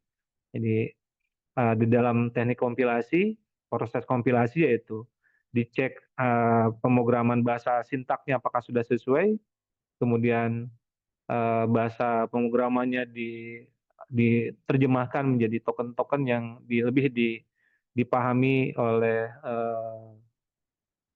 compilernya. Nanti kumpulan token ini dilihat apakah sudah sesuai dari sisi rule dari bahasa pemrograman yang dibuat. Kemudian nanti ujung-ujungnya bahasa pemrograman diubah menjadi bahasa binary. Binary artinya kalau sudah binary isinya adalah 1010, di mana binary ini yang memang dikenali oleh sistem komputer kita, karena sistem komputer kita kan memang sistem elektronis ya. Ketika sistem elektronis dan sistem digital, maka yang identifikasi adalah ya sistem digital itu 1010. Kalau di sisi elektronisnya ya ada tegangan atau tidak ada tegangan. Ada tegangan misalkan 5 volt dan tidak ada tegangan sama dengan 0 volt, seperti itu. Dan pemrograman logik ini juga biasanya digunakan untuk pengujian atau tester atau QA dari sebuah aplikasi. Kemudian semantik dan pemrograman logik ini juga digunakan saat seorang sistem analis melihat suatu kebutuhan, kemudian menerjemahkan kebutuhan menjadi desain yang nanti dapat diimplementasikan dalam sebuah sistem aplikasi. Mungkin seperti itu kurang lebih pemrograman logik seperti apa. Nah, kita akan coba masuk ke materinya lebih dalam. Dan ini memang sifatnya hanya pengenalan saja ya. Nah, sebelum kita masuk ke pemrograman logik, mungkin kita harus mengenal istilah-istilah dasar dari pemrograman logik dan semantik itu sendiri ya. Jadi kalau pemrograman logik kata dasarnya adalah dari program, di mana program ini merupakan runtutan atau himpunan dari perintah ataupun instruksi, baris-baris instruksi yang tertulis, jadi bukan tidak tertulis tapi tertulis, yang kita bisa tanamkan ke dalam sebuah komputer. Nanti ketika ditanamkan, harapannya runtutan atau himpunan perintah instruksi tersebut dapat digunakan dalam menyelesaikan suatu masalah. Masalahnya apa? Bisa apapun, apapunnya seperti apa, ada batasannya tentunya. Ada batasan masalah yang nanti bisa diselesaikan. Tidak semuanya serta-merta semuanya bisa diselesaikan masalahnya, tapi memang ada batasannya. Seperti itu. Kemudian kita juga melihat ada setelah kata program, mungkin kita coba lihat pemrograman itu apa. Nah, kalau pemrograman kita melihatnya adalah aktivitasnya. Jadi kalau program itu adalah bentuknya, bendanya. Nah, pemrograman adalah bagaimana aktivitas kita dalam membuatkan runtunan atau himpunan perintah tersebut. Jadi aktivitasnya ya, penerapan penulisan perintah, atau runtunan atau himpunan perintah atau instruksi yang dilakukan oleh programmer ya. Programmer tentunya perintah itu ya ditanamkan ke dalam sebuah komputer ya, ke dalam komputer yang ujungnya ya sama-sama digunakan untuk menyelesaikan masalah. Jadi kalau kita lihat diagram di bawah ada masalah, kemudian masalah ini ya kita tahu mungkin beberapa tahu atau saya nggak tahu sudah dapat mata kuliah analisa dan perancangan sistem. Jadi ada masalah ini nanti ya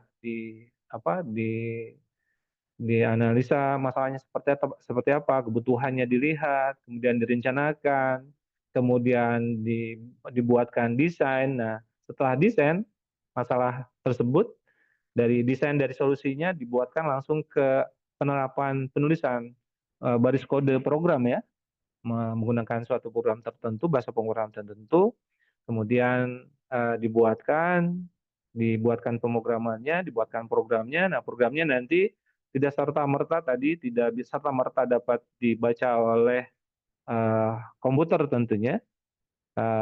Bahasa pemrograman ini akan dilakukan proses kompilasi, diterjemahkan dari sintaksnya, leksikanya, semantiknya, kemudian nanti sampai ke binarinya. Setelah binari ya dikenali oleh sebuah komputer, kemudian komputer itu nanti akan menyelesaikan tas-tas program yang diterapkan dan diharapkan nanti memang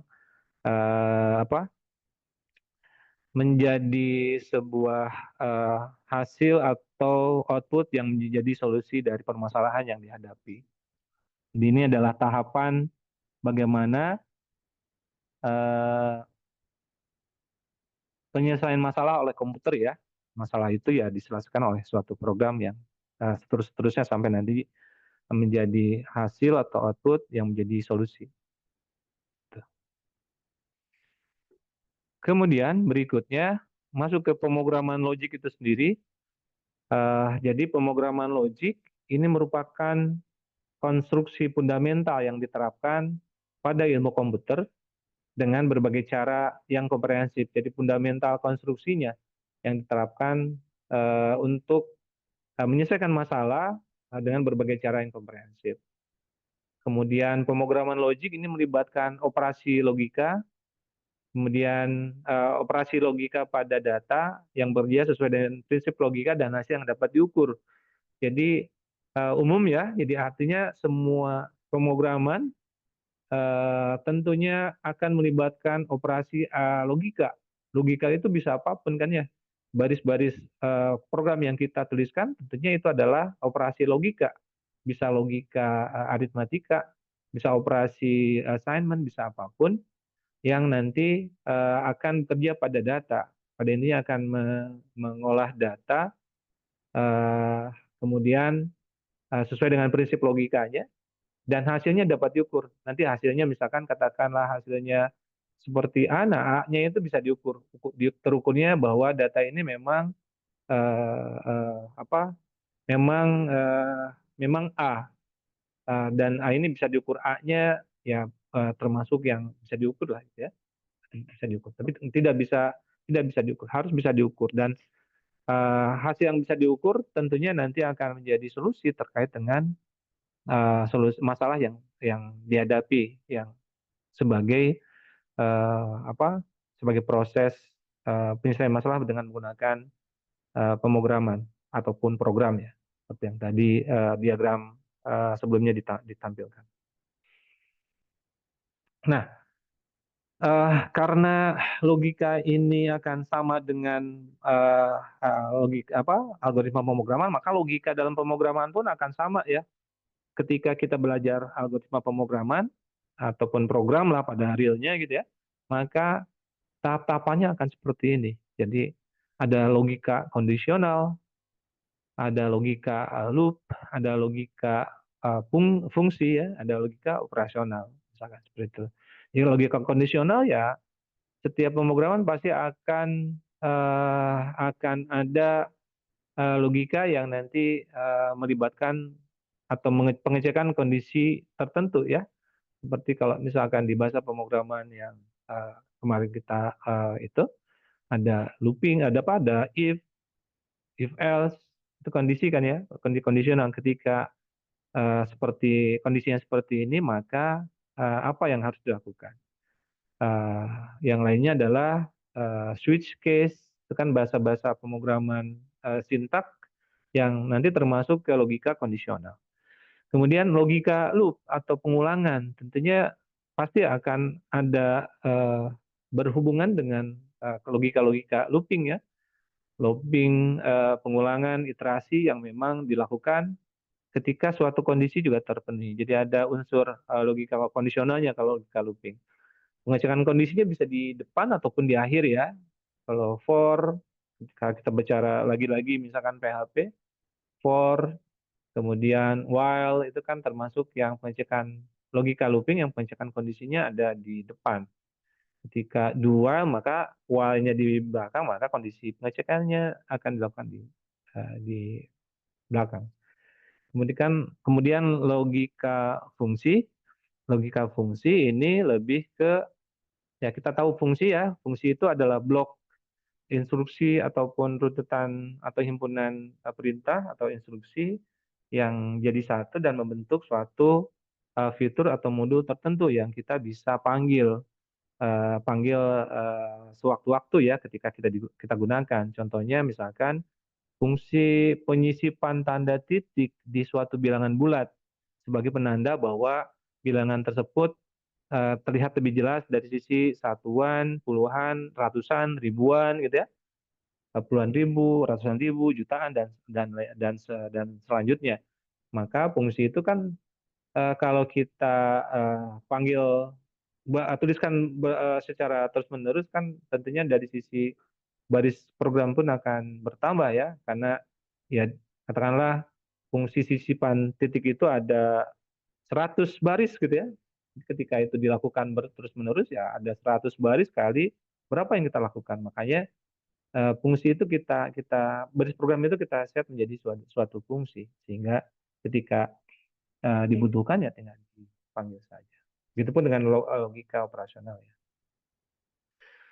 Nah, kemudian kita masuk ke semantik atau semantik ya. Nah, untuk coba melihat perbedaan antara semantik dan bukan semantik dan pemrograman ya, maka kita bedakan dari sintaksis dan semantik. Di mana sintaksis ini adalah ilmu untuk mempelajari kalimat atau frase serta aturan bahasa pemrograman. Itu tadi ya. Ini lebih ke bahasa pemrogramannya ya ini frase atau aturan kata-kata yang memang harus harus diikuti sehingga nanti ketika kita compile programnya atau kita jalankan programnya maka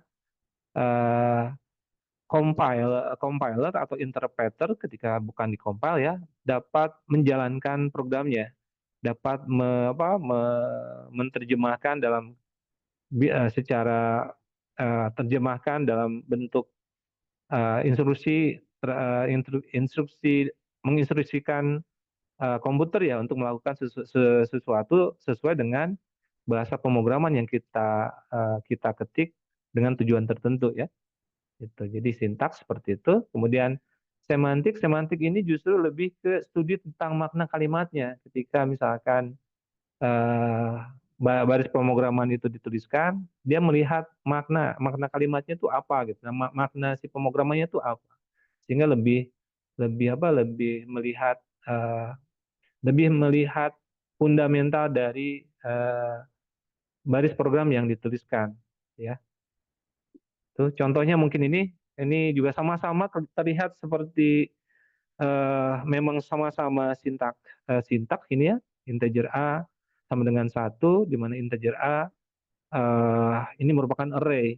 Jadi ketika sintaksis ya menulisnya seperti ini saja ya, tapi ketika semantik saya melihatnya, saya kutip ini dari paparan dosen juga. Saya melihatnya lebih ke ketika kita melihat sintak yang di atas, kemudian dilihat lagi baris-baris berikutnya, misalkan ternyata A ini lebih cocok bukan integer yang memang hanya satu isi data saja, tapi ada beberapa data yang harusnya terkumpul, kemudian nanti dijalankan, digunakan untuk fungsi program secara keseluruhan. Jadi lebih melihat secara luasnya ya, sehingga integer A dengan tipe data array 10 item ini lebih dilihat sebagai semantik.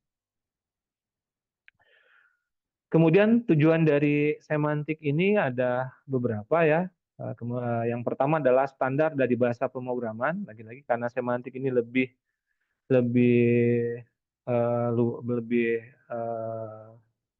fundamental, maka semantik ini bisa digunakan untuk standarisasi dari bahasa pemrograman dari program yang kita buat ya tentunya. Kemudian yang kedua adalah referensi untuk user. Ini kalau kita melihat bahwa tujuan semantik sebagai tester untuk internal, ini juga kita bisa buat semantik ini sebagai skema atau diagram yang kita bisa buat untuk kita berikan kepada user sehingga user bisa lebih melihat bahasa pemrograman lebih mudah dicerna ya, lebih mudah dipahami sehingga paham bahasa pemrograman atau program yang dibuat itu alurnya seperti apa. Kemudian yang ketiga adalah pembuktian dari program yang benar, karena ini tadi lagi semantik ini juga kita bisa gunakan untuk pengujian atau QA, VA atau quality assurance dari program, maka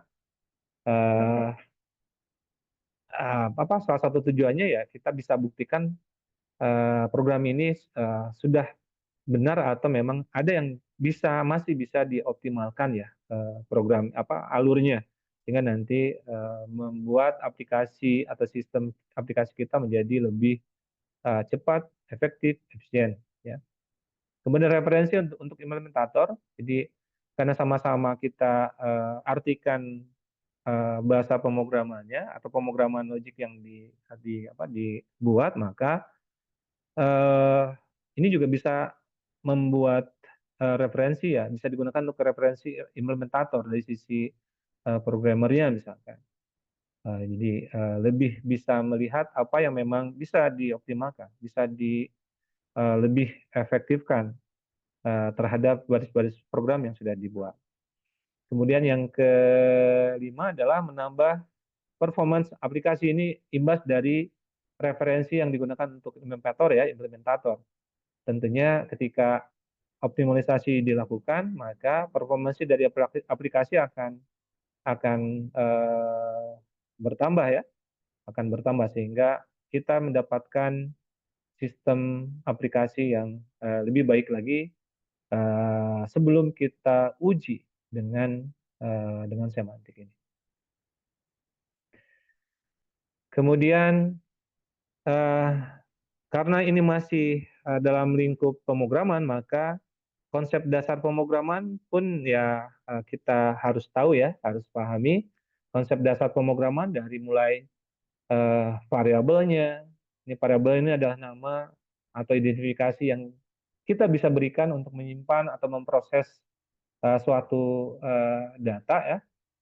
Kemudian nanti struktur data lebih ke data yang kita gunakan ini harus jenis tipe apa dan seperti apa konstruksinya.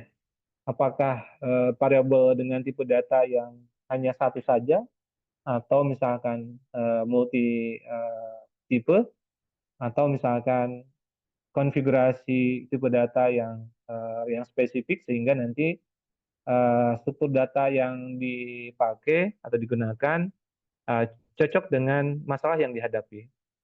Kemudian struktur kontrolnya, ini ada tipe ya Pak, saya coba perbaiki dulu.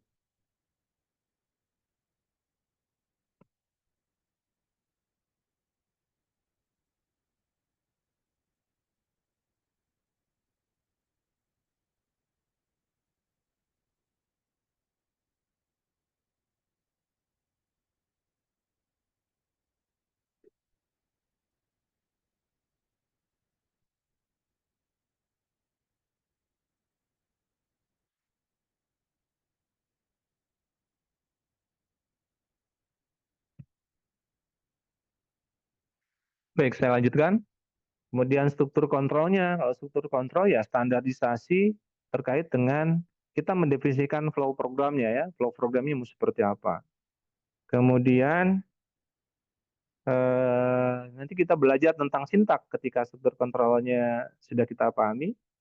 Kemudian ada sintak, sintak ini nanti melihat bahwa sintak yang paling tepat yang kita harus buat untuk memastikan bahwa program yang hasilnya akan bernilai baik, optimal, dan akurat ya. Sintaknya apa nih?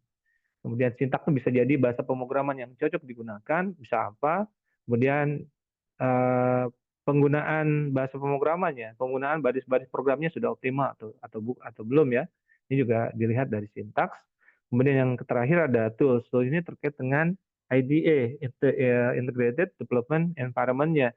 Jadi alat-alat atau tools alat bantu yang digunakan untuk pemrograman kita juga harus siapkan sehingga nanti akan menunjang proses pemrograman yang kita lakukan. Pak, PPT-nya belum terlihat lagi, Pak. Oh, sorry. Saya belum share ya. Iya, Pak. Oke, baik. Terima kasih.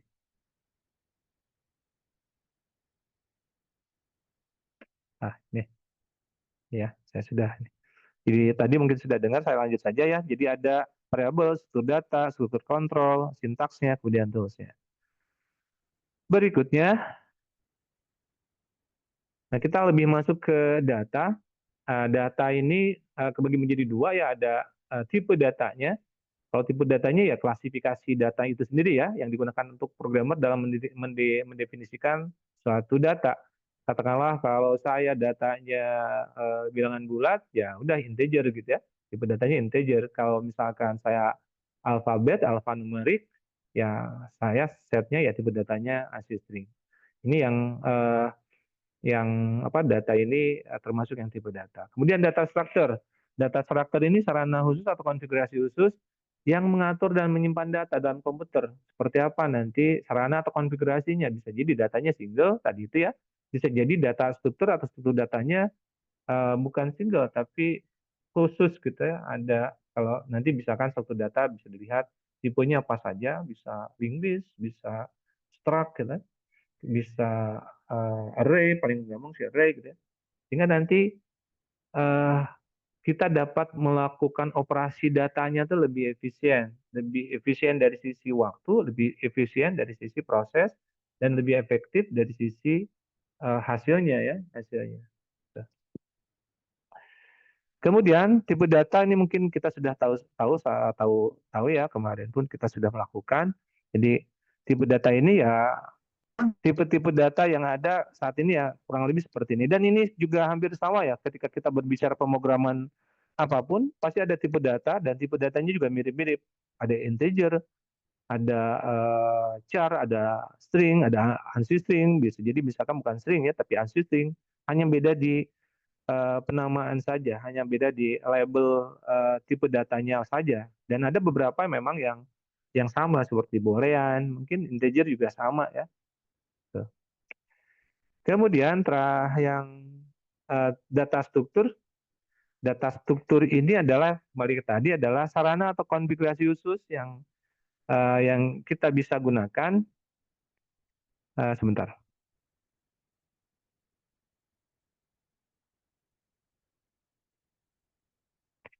Nih, sarana atau konfigurasi khusus yang kita gunakan untuk mengatur dan menyimpan data di komputer dengan sedemikian rupa sehingga kita dapat melakukan operasi data secara efisien, efektif, akurat gitu ya.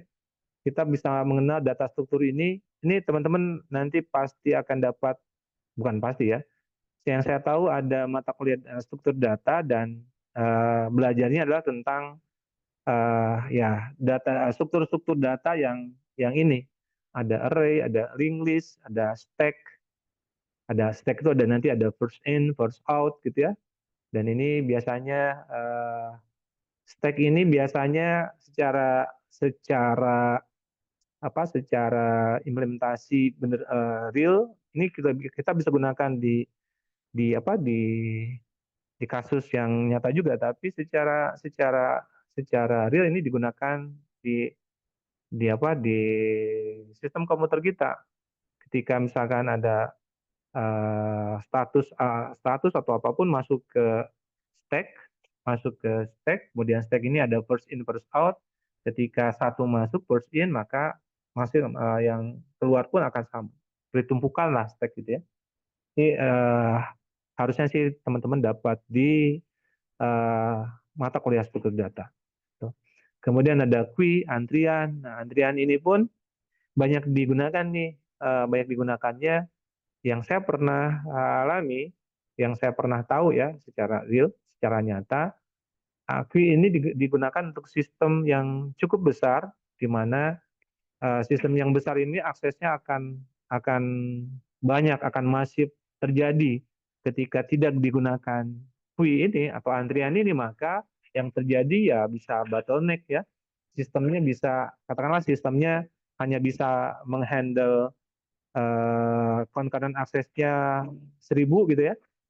Nah, ketika isinya yang requestnya lebih dari 1000, maka ya bottleneck akan bottleneck ya. Seperti ya lehernya botol gitu, yang awalnya besar ternyata di ujungnya kecil ya. Aliran datanya prosesnya akan seperti lama, padahal memang ya memang semuanya masuk jadi satu ya. Nah, key ini nanti yang mengatur itu, dan ini diterapkannya yang saya tahu pernah saya lihat ini ada di pengelolaan data kependudukan KTPL. Tentunya kita tahu aksesnya akan seluruh Indonesia, seluruh kecamatan mungkin akan akses ke Dukcapil atau minimal seluruh kabupaten kota yang jumlahnya sekarang 600-an akan mengakses secara real time dengan data yang cukup banyak karena biometrik katakanlah ya itu yang dikirimkan, maka key ini diterapkan. Jadi untuk sistem-sistem besar yang menangani permintaan besar ya baiknya di set queue ini antrian. Jadi ada sistem di depan yang nanti akan menghandle antrian sehingga nanti sistem akan terasa lebih ringan ya, karena memang yang masuk sesuai dengan yang kita set. Misalkan masuknya hanya 100 antrian dalam satu saat, ya 100 saja dijaga supaya 100 yang masuk, sehingga sistem pun tidak akan melihat ada sesuatu yang anomali, sehingga nanti akan berimbas secara langsung terhadap server di belakangnya. Jadi kalau misalkan nanti yang hancur adalah queue-nya, ya queue-nya yang hancur, tapi sistem belakangnya masih tetap bisa jalan. Binary tree juga sama, ini nanti kita bisa lihat, kita implementasikan di beberapa kasus, binary search tree dan lain-lain, dan heap ya. Gitu. Oke, rasanya sudah, ini karena pertemuan pertama, jadi hanya sifatnya overview saja. Untuk nanti pertemuan kedua, kita akan masuk ke LMS, dan kalau di LMS, di pertemuan kedua nanti akan coba saya pandu teman-teman untuk mempersiapkan IDE-nya untuk mata kuliah ini. Jadi kalau mata kuliah ini, saya coba lihat beberapa referensi, kita menggunakan aplikasinya, aplikasi atau pemrogramannya Prolog ya. Jadi nanti saya pandu untuk install Prolog di komputer teman-teman. Nanti di pertemuan ketiga sudah di bulan April setelah Idul Fitri mungkin akan masuk ke panduan praktek ya.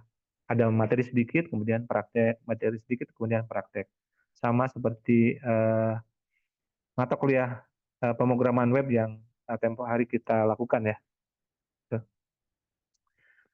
Oke, sampai sini ada yang ditanyakan? Silakan.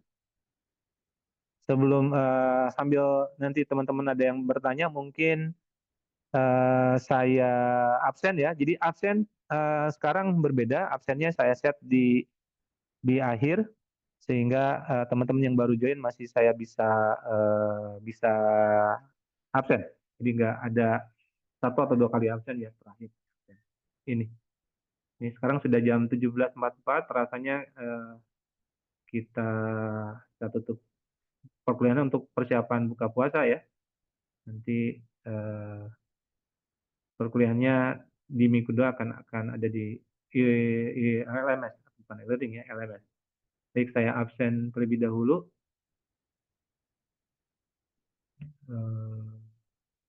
Ini ada teman-teman yang dari reguler masuk ke karyawan juga ya. Saya lihat Mas Aspain Basit juga masuk ke kelas reguler nih.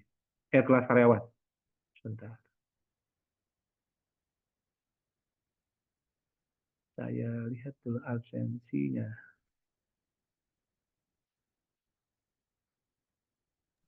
Izin Pak Dhani untuk absensi bagaimana Pak? Saya nanti absen Pak sekarang. Saya siapkan absensinya nih Pak. Ini Pak Nurohim ya? Oke. Siap Pak. Ya sebentar ya. Saya siapkan dulu. Pertemuan 1. Kemudian absen. Nah, saya absen satu-satu nih. Saya mulai dari Aspain Basit. Ada? Mohon Hadir, Pak. hadir ya. Oke, kemudian Mas Dimas Ismawan, apakah hadir? Mas Dimas Ismawan Abdullah, Ketua kelas, Mas Arkan, atau siapa yang tahu Mas Dimas? Kayaknya Dimas lagi Kayaknya di sedang jalan deh, Pak. berhalangan deh, Pak. Kayaknya. Dimas hadir di Biasa. Zoom, cuma kayaknya lagi di jalan, Pak. Iya. Oke, ada di Zoom ya? Ada, Pak. Oke, saya absenkan berarti ya. Kemudian Mas Fajar Akbar Saputra. Hadir, Pak. Oke, terima kasih Mas Akbar. Kemudian Mas Fauzan Samil.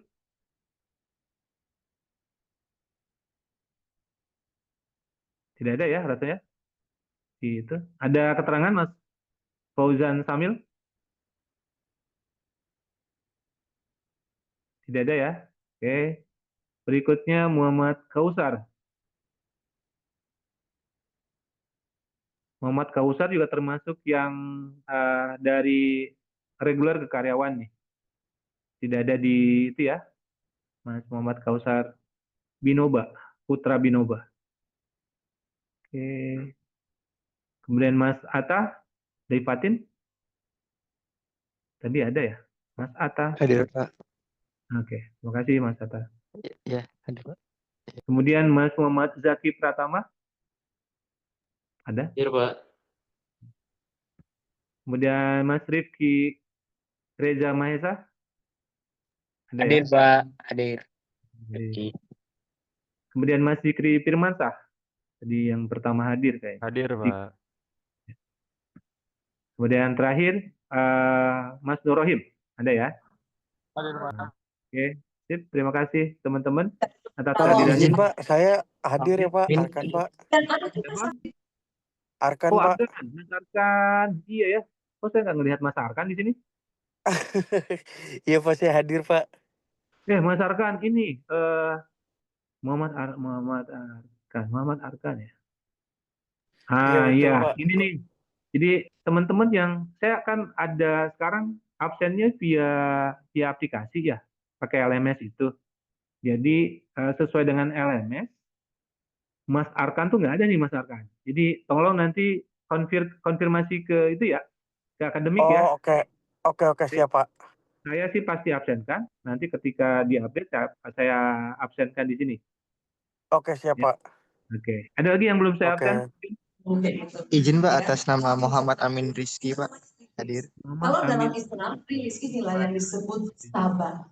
Ya sama nih, Mas Muhammad Amin juga.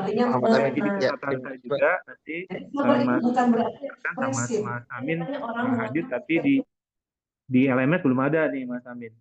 Tolong konfirmasi ke akademik ya. Oh iya, siap Pak. Baper berterus. Yang sabar itu adalah pada saat kesel bisa. Ada lagi yang lain? Sudah ya? Oke, baik. Kalau sudah, karena waktu sudah hampir buka puasa, 10 menit lagi menjelang jam 6 ya, saya cukupkan pertemuan kita untuk kali ini. Selamat berbuka puasa bagi yang beragama Muslim. Semoga puasa kita di hari ini dan secara umum untuk di bulan ini menjadi puasa kita yang terbaik ya. Dan karena ini pertemuan kita tatap muka online yang terakhir mungkin di bulan puasa ini, saya mengucapkan meskipun masih panjang ya, minal aidin wal faidin, mohon maaf lahir batin nih, mumpung kita ketemu, mohon maaf kalau saya di pertemuan kali ini atau pertemuan saat kita di mata kuliah yang sebelumnya melakukan kesalahan, mohon dimaafkan yang sebesar-besarnya. Terima kasih rekan-rekan atas kehadirannya. Saya tutup. Assalamualaikum warahmatullahi wabarakatuh. Waalaikumsalam warahmatullahi Waalaikumsalam warahmatullahi wabarakatuh. Terima kasih, Pak. Terima kasih teman. Yo, assalamualaikum.